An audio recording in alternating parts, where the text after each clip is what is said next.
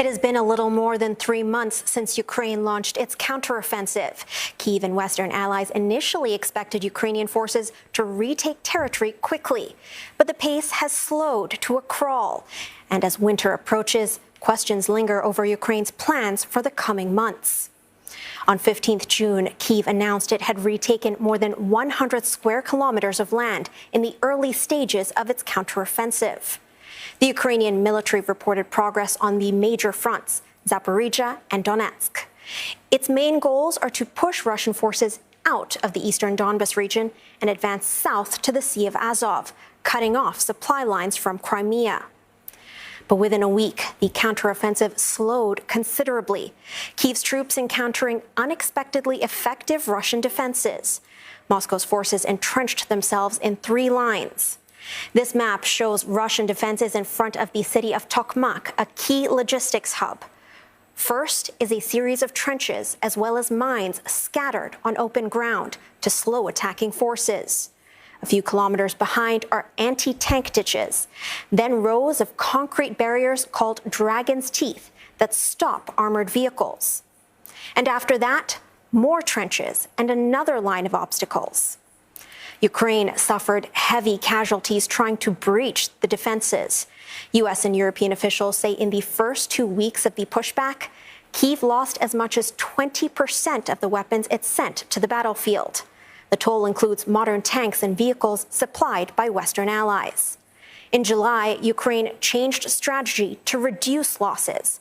Instead of attacking Russian defense lines in mass assaults, Kyiv deployed small groups of soldiers to retake towns and villages house by house. They also disrupted Russian logistics by destroying command posts, vehicles, and artillery pieces. But the going was slow. By 5th August, Kyiv's forces had advanced only 16 kilometers in 2 areas along the front line in southern Ukraine. Compared with the areas held at the start of the counteroffensive, Ukraine had made little progress in most regions. By the end of August, the Ukrainian military claimed to have retaken the southern village of Robotyne, indicating that Kyiv's forces had penetrated the first layer of Russian defenses. Ukraine hailed the progress as a significant tactical victory. On 11th September, Ukrainian troops advanced further to the second line of Russian defenses, giving hope to the stalled operation. An advisor to Ukraine's defense minister says Kyiv is gaining momentum, but achieving the objectives or even reaching a turning point in this counteroffensive will mean breaching many more lines of Russian defense. And for an analysis on Ukraine's counteroffensive, Professor Scott Lucas from the Clinton Institute University College Dublin joins us live from Birmingham. And George Burrows, the Russian analyst at the Institute for the Study of War, is speaking to us as well from Washington, D.C. Thank you both for joining us. Over the weekend, NATO chief Jens Stoltenberg said the world must prepare for a long war. It's been more than 18 months since the conflict began.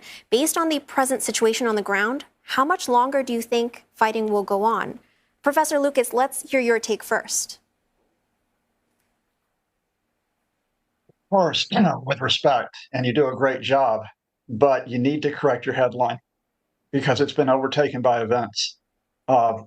There has been significant progress in the Ukrainian counteroffensive in the last couple of weeks. You did refer to the breaking of the first Russian defense line in the south of the country, in the Zaporizhzhia region. There have been further gains beyond taking Robotyne, as you mentioned, but also in the past 4 days, there have been 2 key villages in the east of the country, in the Donetsk region, near the city of Bakhmut, which have been taken by the Ukrainians, Andriivka and Klishchivka. What you're seeing is steady advance. It's not rapid. It's not taking huge amounts of territory, but it's a rapid advance as the Ukrainians are degrading Russian capabilities, not only on the front line, but behind the front lines, especially with these drone attacks that we've seen that have hit Russian bases, that have hit Russian bridges, Russian oil and ammunition depots. And I also have to correct one other thing. Kyiv didn't expect this to be quick at the start of the offensive in June. Ukrainian officials said this will take time. The media got overexcited about this and thought this would be a sudden liberation of territory like we saw last year. The fact is, this was always going to be a long process. Ukraine knows this. This war is going to go into 2024. But I want to be clear about two things. One is yes, Ukraine has not only resisted the takeover of its country, it has turned the tide, it is advancing. And two, there's only one country, only one man who's facing defeat here. It may not be immediate, it may take time, but that man's Vladimir Putin, even as he poses with people like Kim Jong-un to try to pretend that he's not in trouble militarily, politically, or economically. Mr. Barros, Professor Lucas there just said that the war is likely to go into 2024. What's your view on this? Does Russia still have the resources needed to keep fighting? Thank you very much for having me. I agree that we are in course for a long war. I don't see this war ending anytime within at least the next 2 years, and I think that's a very conservative estimate. German officials have announced their intent to support Ukraine well into the late 2020s. And I wish that the United States government would also be more clear and go beyond the mantra for as long as it takes to be a little bit more specific. But yes, we know that Ukraine is not going to liberate all of its territory across a very large theater of operations within a short period of time. There is not going to be a single decisive Ukrainian counteroffensive. Ukraine's campaign design is going to have to be a series of different campaigns that are going to target specific parts of the theater and systematically liberate them, just as how Ukraine's operations last year targeted defeating the Russians first in Kiev, then expelling them in Kharkiv, and then expelling them in Kherson. As long as we support Ukraine in the long run, and by the long run, I mean over the spans of multiple years, the Ukrainians can win because the Russians fundamentally have a lot of things that are working against them with the way that they're running this campaign. Now, Mr. Barros, there has been described that there's a fourth phase of the war that's set to begin in winter. How do you see that panning out as the coming months approaches? Tempo will likely decrease as we approach the late fall and the winter, specifically in October and in November. But I want to be very clear, fighting will not stop. There will be some people that might argue that because we're approaching the fall rain and mud season and the winter, that therefore the Ukrainian counteroffensive is not going to stop. But that's a misunderstanding. The Ukrainians have announced that and signaled their intent to continue conducting offensive operations well into the winter and into spring 2024. And this is going to be a very crucial period because the Russians very badly need an operational pause. They need respite to rest, refit, re-equip their defensive positions, and generate some more forces from what they've lost from very heavy casualties over the summer fighting. It's very important that the Ukrainian counteroffensive does not culminate and that the Ukrainians do not lose the military initiative during this period. Part of the reason why the Russian defense was so strong going into this summer was because this is exactly what happened last year. Last November, last December, the Ukrainians lost the initiative after their successful counteroffensives, and it gave the Russians the ability to literally dig in and establish these exquisite field fortifications, which did not exist last November. We must try our best to try to prevent that mistake and empower the Ukrainians by giving them the munitions they need and the systems they need to sustain their momentum as much as we can throughout a winter, though tactical tempo might decrease slightly. Now, Professor Lucas, if I can come to you, you said that there is no prospect of negotiations to end the war, but what then is it going to take to end the war? How do you see this playing out, although you did mention that it's going to take some time? You need to bring Vladimir Putin into your studio instead of me, because that's the barrier to negotiations. Let's be very clear here. The Ukrainian political plan is quite clear, and that is to liberate as much territory in the east and south as it can, but it will not move into Crimea militarily.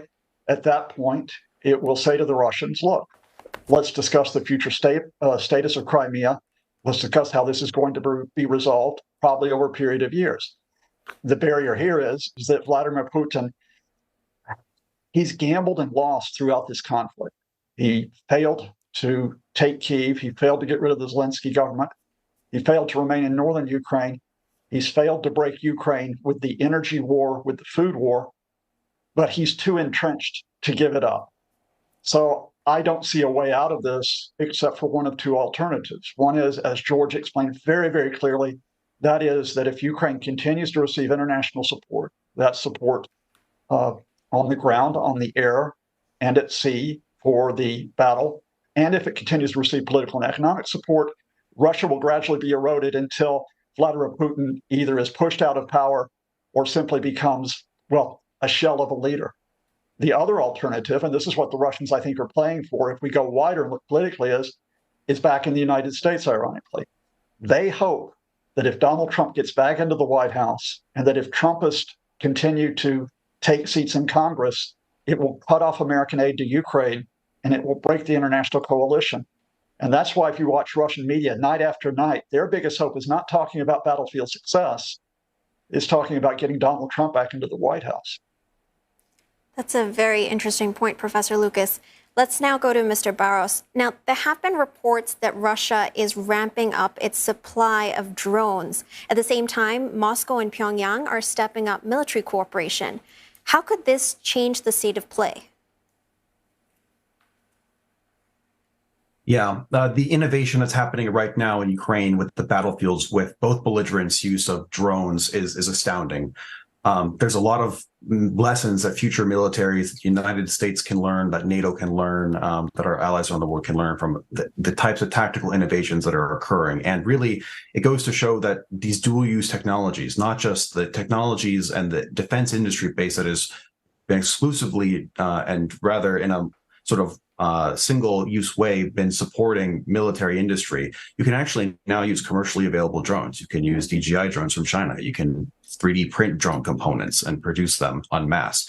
And right now, what the Russians are trying to do is they are trying to sustain their defense industrial base and their other dual-use technologies in order to buy the time necessary to offset Ukraine's current momentum and play the long game so that they can try to, in their best judgment, erode the Western coalition support for Ukraine. We now know that the Russians are actually facing severe problems with giving their troops enough artillery to be able to conduct counter battery fire against the Ukrainians in southern Ukraine. And it seems that Mr. Putin has been courting Kim Jong-un to try to receive some of those North Korean stockpiles of artillery ammunition that the Russians need to defeat the Ukrainians. And I just want to take a moment actually to highlight sort of the poeticness of this. The Russian military is predominantly a artillery military, and it's so fascinating to see that the Ukrainians, with Western support, have actually managed to gain some level of tactical superiority over the Russians, specifically in artillery, which is always known to have been the backbone of Russia's conventional military strength. That is actually quite significant, and it just goes to show that I think as long as we sustain Ukraine over the long run, the Russians will not have the necessary bandwidth to be able to sustain this. Now, if I can go to you, Professor Lucas, you mentioned the scenario of a possible scenario where U.S. may not support Ukraine. And what about NATO? Can we expect NATO to continue supporting Ukraine if this is a long-drawn war? I think not only NATO, but with the exception of Hungary, who is an outlier, the European Union, I think, will continue to support Ukraine. And I think, indeed, as we look at the significant changes that Mr. Putin's gamble has brought, and we could talk about significant changes in Asia, for example, as well. But I think with NATO and with the European theater, what you've seen is really a revitalized alliance. It has moved too slowly at times. It has still not provided some essential aid to Ukraine, notably in air power. But no, look at the expansion of NATO with Finland and eventually Sweden coming into the alliance. Look at the increased significance of those countries in Central and Eastern Europe that we've seen over the past couple of years. And look at this not only in terms of the military support given by NATO, but the economic support given in the sense of what needs to be more of an integrated Europe going forward. I think we could devote an entire discussion to whether we'll see Ukraine in the European Union and in NATO sooner rather than later. But I think what is clear here is that an alliance which probably in 2021, in referring to NATO, was struggling for a sense of identity, struggling for a sense of unity, especially after the disruptions of Donald Trump. You've actually seen a sense of purpose injected into NATO. And that's why I think most European countries, and certainly the Canadians, will remain, I think, steadfast in supporting Ukraine as they move from defending against Russia to trying to liberate more territory. Professor Lucas, before we go, I want to get your take realistically. What is the end game? Will Ukraine have to hand over some of its territory? You said Putin's going to lose, but what are the options on the table at the moment? Well, again, I want to refer to George Boris and the great folks at the Institute for Study of War, who, from a military standpoint, are looking at the fact that this isn't a sprint. This is at least a 1,500-meter race. But I think you always have to link this with the political scenario, which is that Ukraine will gradually advance on the front line. And if the government remains in place, if it remains steadfast and receives international support, it will be in a position of strength. It will be in a position of strength when Russia cracks. We have already seen the potential for Russia to crack back in June with the Wagner Group rebellion. I don't think that crack means that Vladimir Putin necessarily will be overthrown or suddenly fall from power, but I think you're going to see increasing tension within the military, within the Russian economic sector, to the point where there will be voices, quiet at first, but voices that say perhaps Russia should start thinking about pulling back from its maximum demands. And those maximum demands are seizing those 4 regions of Ukraine in addition to Crimea. Ukraine at that point may not have regained all of the east and of the south, but I think it will have regained much of it. So probably sometime next year, with the caveat, if the US elections don't interfere, I think perhaps Putin may be under pressure to try to save face with some type of negotiated settlement where he retains a bit of Donetsk in the east and retains Crimea. Whether he'll be able to do that is a far different question. Same question to you, Mr. Barros. Will Ukraine have to give up ground? I don't think Ukraine should have to give up ground because we know that there cannot be any lasting peace in Ukraine until Ukraine's full territorial integrity and its sovereignty is restored. The Russians began this war in Ukraine not in 2022, but in 2014 with the initial annexation of Crimea and small portions of eastern Ukraine. We know that the Russians used that as a massive springboard, Crimea in particular, in order to use it as a staging ground for its later full-scale conventional invasion of Ukraine last winter. If we allow the Russians to occupy the territory that they currently have in Ukraine, and as Professor Lucas very keenly pointed out, Putin's maximalist demands have not changed. We assess that Putin's demands is he wants to control all of Ukraine. Then Putin will simply digest these territories, occupy them, sit on them for many years, reconstitute his conventional military, and Putin, or one of Putin's successors, who will likely still be a Kremlin chauvinist who seeks to fundamentally destroy Ukraine and bring it into the Russian fold, will continue the military campaign at a future date of Russia's time and place of choosing. The best chance for any sort of long-term, robust, lasting peace on NATO's eastern flank is actually the Ukrainians removing the ability for Russia to use Ukrainian territory as a springboard to capture all of Ukraine. Thank you both for sharing your views. We were speaking to Professor Scott Lucas from the Clinton Institute at University College Dublin and George Barros, Russia analyst at the Institute for the Study of War.